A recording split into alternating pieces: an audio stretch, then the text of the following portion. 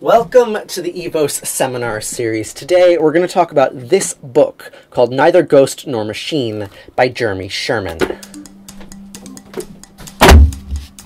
The subtitle of this book is The Emergence and Nature of Selves, and self here is the critical word. What is a self? What I'm talking about is basically the difference between things that are trying to do things and things that aren't trying. What this book does is it takes a bunch of simple words like self or trying and asks us to really think about what they mean. What is trying and how did it start? What is purpose and how does it emerge from purposeless phenomena? These questions remain unanswered, and the ways that people tend to think about them are kind of cut in half. There are two kinds of half answers, and they're divided by a gap. An image came to me this morning of crowds on either side of a big chasm, crowded in there, kind of shouting at each other. That's an image for how the gap kind of feels to me these days. On one side of the gap are those people who think that self is everywhere. Christians might call it God, Buddhists maybe awareness, less religious people might prefer a term like life force. But the critical thing about opinions on this side of the gap is that they don't believe that self is something that needs explaining, because it's everywhere and has been since before the beginning of time. On the other side of the gap are those people who think that self is nowhere. The technical term for this view is eliminative materialism. It's the idea that the only things that exist are material, and immaterial ideas like self can be eliminated from our explanations. And just like the other side of the gap, this view also holds that self is not something that needs explaining, not because it's everywhere, but because it's nowhere. You don't need to explain something that doesn't exist. What this book tries to do is highlight this gap and put us on a path towards explaining it, without invoking ghosts on the one side or machines on the other.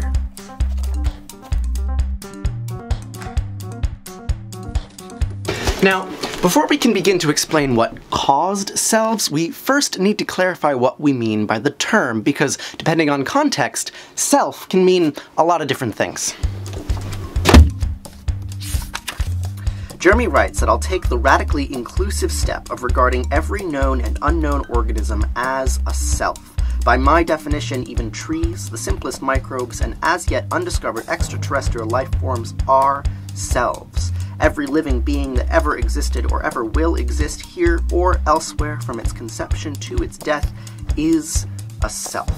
This definition takes some getting used to, because we usually use the word self to refer to, well, basically just humans. So when Jeremy brought this idea to the class, it was met with some skepticism. The qualities of a self, I don't know if a worm would have that. Like, they don't have a language. Their only purpose to themselves is to survive and reproduce. So I don't know if that constitutes as what self is in like the definition that we've been talking about. But actually, in this definition we're talking about, having a purpose to yourself to survive and reproduce is exactly what constitutes a self. Those other things like language and personality, they help make up what a self is, but they're not its source. What is it that makes something a self instead of a non-self? Well, in contrast to molecules, and morality aside, selves are selfish, meaning somewhat self-serving, in the same way that bluish means somewhat blue. This point is a very important one, so let's sit down. Our religions have seized upon ideas of selfishness and selflessness for as long as there have been religions, and for good reason. These ideas are existentially important. But the moral overtones that religions can give to selfishlessness tend to obscure a simpler meaning to the idea. Selves are the basic units of life. They are bundles of living activity, where all of that activity is oriented around continuing itself. I'm going to say that a tree is a self, a bacterium is a self, and I've got to boldly defend how you'd ever get selves out of physics and chemistry. The book gets pretty technical and dives into the physics and the chemistry, but the underlying point doesn't actually require much technical knowledge. This diagram conveys the general idea, symbolizing self with the two arrows mutually constraining each other, but I actually prefer to use a more evocative image to really give the feeling of it. This is an image of an Ouroboros from an alchemical manuscript called Atalantafugians from 1617. The alchemists used the Ouroboros as a kind of answer to the same question that Jeremy is asking. What is a self? So alchemy is usually thought of as a kind of like backwards precursor to modern chemistry, but their imagery is actually super important here because the alchemists were working in a time before this crazy gap emerged, which causes the modern explanations of life that chemistry gives to feel like dead and mechanical. To the alchemists, the Ouroboros represented life's capacity to create itself by undermining itself, to continue going indefinitely by constantly recreating its own boundaries. These images represent the last serious attempt by Western science to offer an explanation for purpose and value and meaning before this intellectual gap emerged, which isolated these ideas as questions for just religion or philosophy.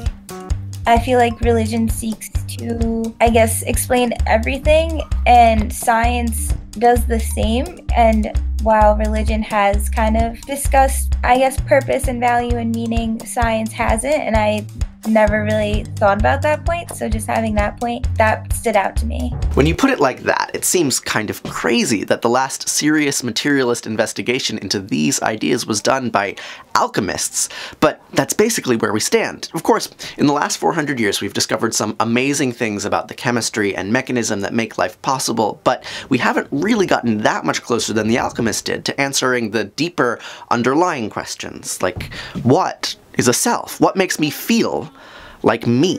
So that's what this book tries to do. It outlines a path and a way of thinking that might, one day soon, allow us to answer one of life's deepest questions, without invoking ghosts and without claiming that we're just a machine. We've been living for millennia without an explanation for this, and therefore having to dance around this hole in our understanding. I think it's an interesting question. What would happen if we had an explanation for what mattering is, what value, interpretation, selves, all of that, what a difference it would make. So that's my slideshow. Hey, thanks for watching! Throughout this video, you've been hearing from students of this channel's virtual classroom, the EVOS seminar series. We host lecturers like Jeremy who give talks on some of the most exciting questions in biology, and I was so touched this time by the way that our students responded to this talk. These ideas are like kind of weird and out there, but the students really grabbed onto them and spoke about them very thoughtfully. I'll put some links at the end to some of our other videos, and you can subscribe if you like, but I want to take the last minute or so of this video to hear again from a student who I think said clearer than anyone why this stuff is so important. I've definitely thought about values and aims and goals, more so in the sense of humans, just because I think that gives us a sense of purpose and kind of is what makes us keep going. But I haven't really thought about what I guess is directing those values. I've never thought about what a self is, or a spirit, or a soul. I feel like I've always acknowledged its presence, but never really tried to formulate what exactly created it, or why it's there, or what its purpose is. But I feel like that is kind of something that's important, because it seems kind of weird to acknowledge that something is there but not really question why it's there. Thanks again for watching. I'll see you next time.